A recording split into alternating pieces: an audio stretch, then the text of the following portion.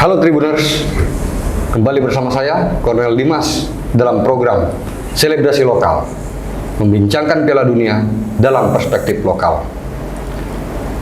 Sekarang kita memasuki babak perempat final Piala Dunia yang semakin seru. Sejumlah tim besar telah lolos dan mewujudkan asa untuk tampil di empat besar. Khusus pada pertandingan yang akan digelar pada Senin dini hari, kita akan membahas tentang Inggris melawan Prancis. Ini merupakan duel seru dua tim besar Eropa. Bahkan mereka punya sejarah panjang di Piala Dunia. Tribuners, pada kesempatan ini telah hadir bersama saya penikmat bola dari Kalimantan Utara, Bung Rizky. Iya, ya. Siap Bang Dimas. Ya. Bagaimana kabarnya, Bung? Alhamdulillah baik. Siap. Seiring dengan perjalanannya Piala Dunia tahun ini ya, kita makin sama-sama energik lah. Oke. Sejauh ini tim yang diunggulkan bagaimana? Kebetulan masuk di 8 besar. Oke. Berarti masih ada harapan untuk menuju ke ya, pantai kansnya puncak. untuk ke pantai puncak itu insya Allah bisa lebih besar lah. Ya. Baik Tribuners, khusus di pertandingan Inggris melawan Prancis ini diprediksi bakal semakin panas dan seru karena kedua tim punya pemain besar di klub-klub Eropa. Kalau Bung Rizky melihatnya, sejak fase grup sampai sekarang bagaimana perjalanan Inggris dan Prancis? Ya, jadi memang kedua klub ini saya pikir menarik karena yang pertama hasil di fase grup itu sama-sama juara grup. Ya meskipun perbedaannya kalau Prancis itu sempat kalah 1 kali pada saat melawan Tunisia, Inggris hanya imbang. Artinya kalau kita lihat perjalanan dari awal di Piala Dunia di Qatar ini, tentu kans Inggris itu lebih besar. Nah, tapi terlepas dari itu, saya kira di fase knockout di 16 besar juga Inggris dengan perolehan 3-0, kemudian Prancis 3-1 melawan Polandia kemarin. Kalau dari sisi hasil itu saya sih lebih mengunggul Inggris, tapi ada faktor lain tentunya, Bang Dimas. Artinya kalaupun misalnya hasil dari sepanjang Piala Dunia itu secara ini kita lihat statistiknya Inggris lebih bagus, tetapi ada hal-hal menonjol lain yang bisa kita lihat di Prancis. Dan yaitu tadi pertemuan Prancis dan Inggris ini adalah gengsi dua klub raksasa Eropa. Prancis dengan 2 bintangnya dan Inggris hanya 1. Nah, tapi itu saya bilang ini pertandingan yang sangat menarik dan ya saya bisa bilang ini gengsi final meskipun masih di 8 besar. Kayak gitu. Oke.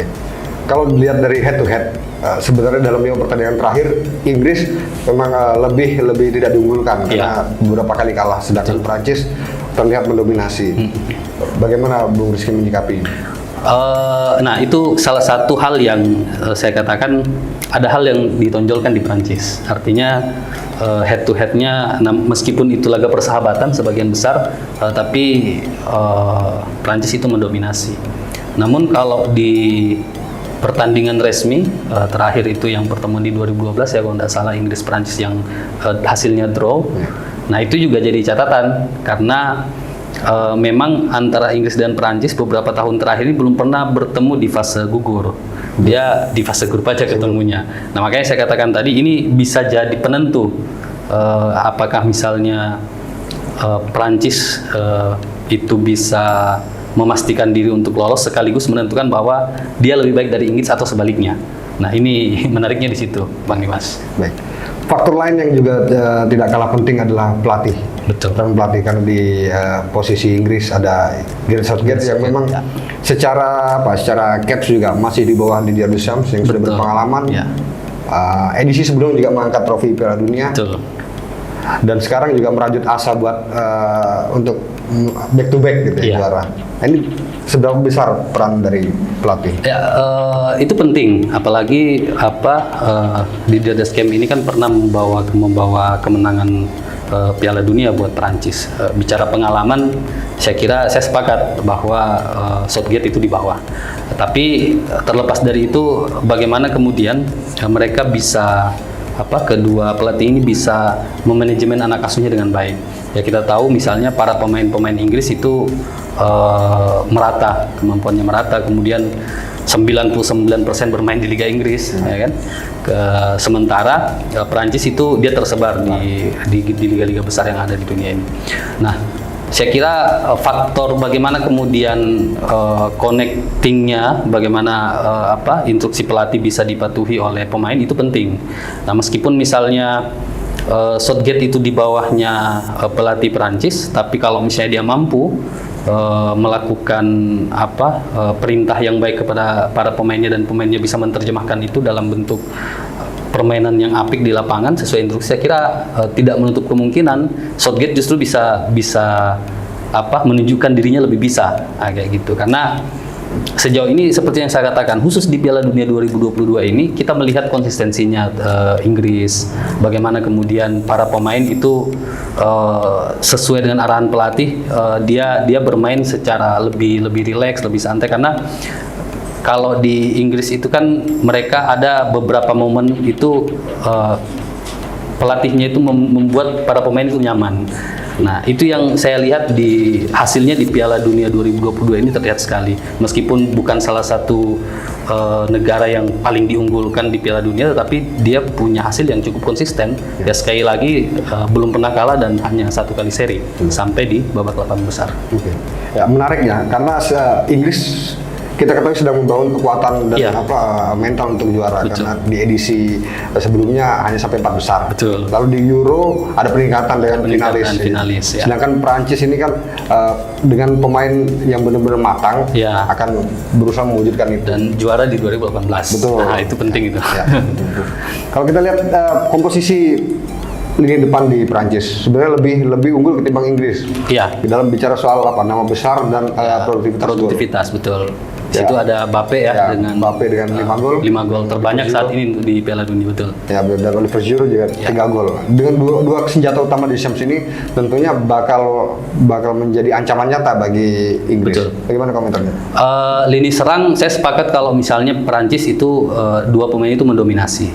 Nah, kalau di Inggris dia hampir merata. Kita tahu di 10 besar pencetak gol terbanyak hari ini, selain 5 itu ada rata-rata tiga top scorer di urutan kedua. Dan di situ ada 2 pemain Inggris. Ya. Di situ ada Saka, kemudian ada Rashford.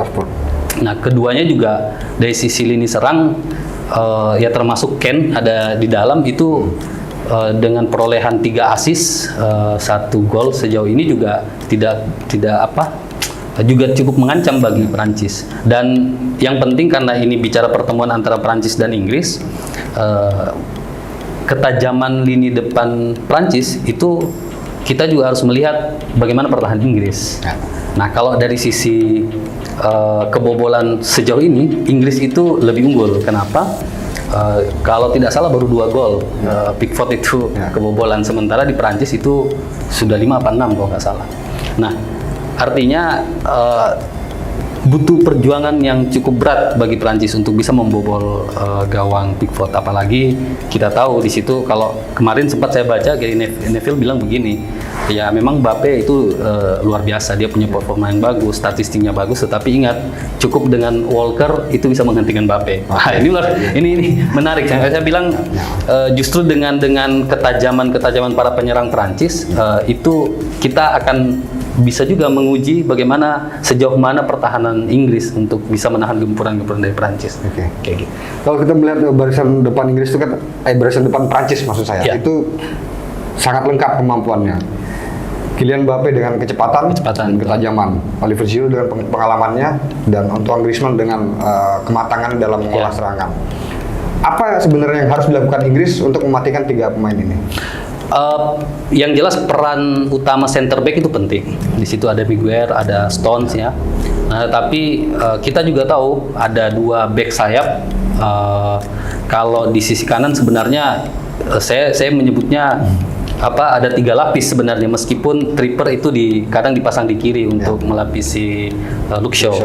Nah, tetapi ada Walker, kemudian Arnold di situ, Alexander Arnold juga saya kira itu jadi lini pertahanan yang bisa menghentikan gempuran-gempuran Prancis. Dan paling yang tidak jauh kalah pentingnya itu adalah gelandang bertahannya. Ada Declan Rice di situ. Kemudian termasuk salah satu juga yang rata-rata, karena pemain Inggris rata-rata usianya 20-an tahun. Ya. Ada Phillips di situ. Nah, kadang juga saya lihat kemarin di pertandingan terakhir itu Anderson dengan pengalamannya, saya kira itu dia bisa bagaimana kemudian mentaktisi pola serangan yang dibangun oleh Griezmann itu bisa diantisipasi oleh pemain dengan pengalaman yang luar biasa dari Anderson. Oke, baik. Kalau bicara soal lini tengah, di Inggris ada Jude Bellingham yang bisa merangsek ke kotak penalti dan menjaga kedalaman. Lalu di Prancis ada Adrien Rabiot. Dua pemain ini akan bertarung di area tengah, dan kita melihat bagaimana mereka memiliki keunggulan fisik dan teknik. Kalau Bung melihat bagaimana? Ini head to head yang menarik. Rabiot meskipun di klub itu tidak terlalu ini, tapi sepanjang Piala Dunia justru dia menunjukkan bahwa saya salah satu pemain tengah yang cukup diperhitungkan. Nah, kalau Bellingham sendiri kan hari ini memang lagi performanya lagi naik-naiknya, banyak klub-klub raksasa yang sedang mengincar setelah Piala Dunia. Nah, artinya kedua pemain ini bisa dikatakan untuk kemudian bagaimana serangan itu bisa efektif atau tidak, bagaimana serangan itu bisa lebih baik atau tidak, itu ada di mereka. Nah, secara sentuhan-sentuhan bola di beberapa pertandingan terakhir juga memang penentunya itu di mereka. Mereka yang kemudian bagaimana membangun serangan, dan saya agak sulit kemudian mengunggulkan di antara kedua pemain ini.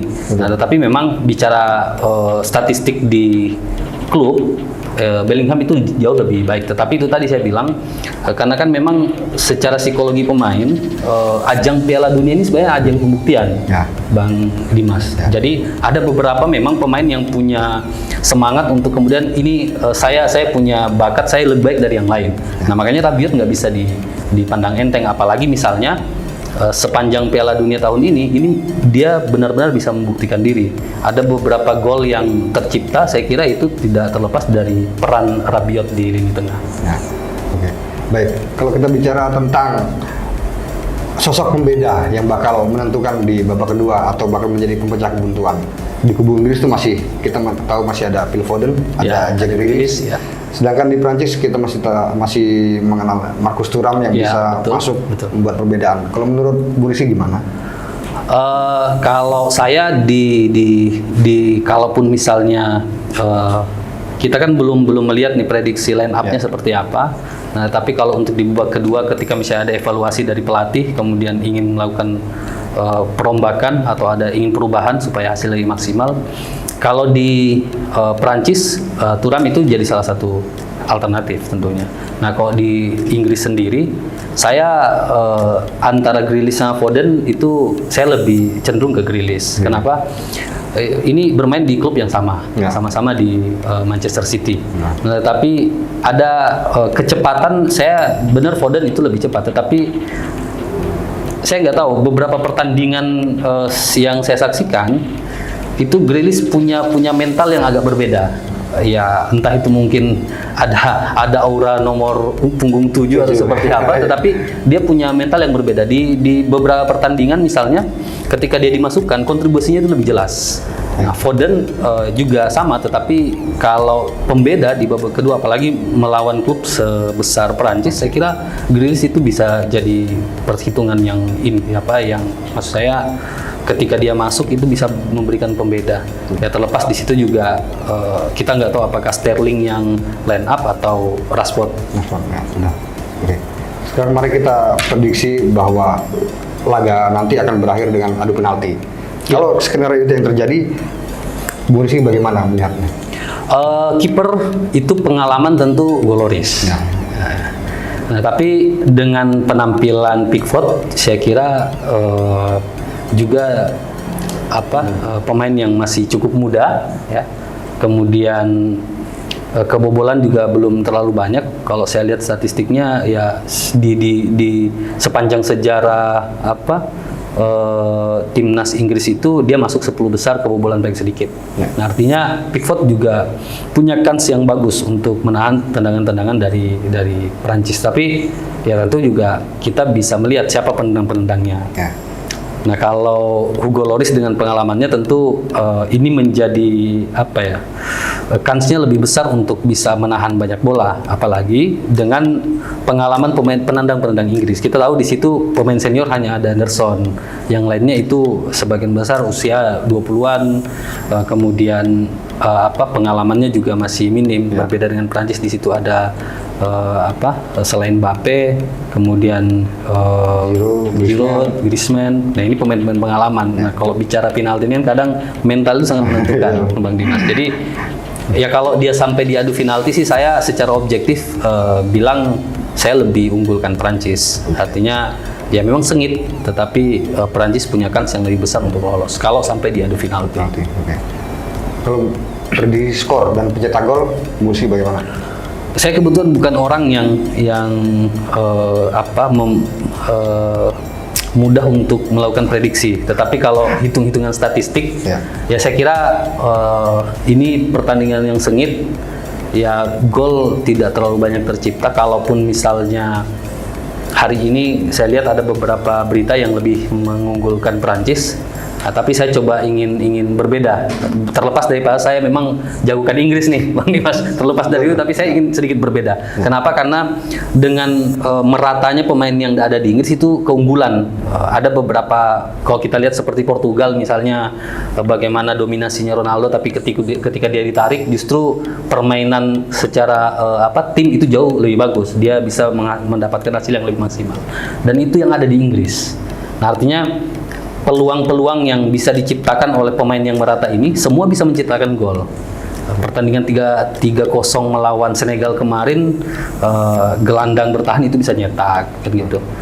Kemudian pemain-pemain yang lain juga sama, apalagi kalau misalnya kayak ada peluang-peluang tendangan Cornell itu, Maguire itu nggak bisa dipandang enteng. Nah, dengan statistik seperti itu, ya prediksi saya Inggris bisa unggul setidaknya 2-1 lah.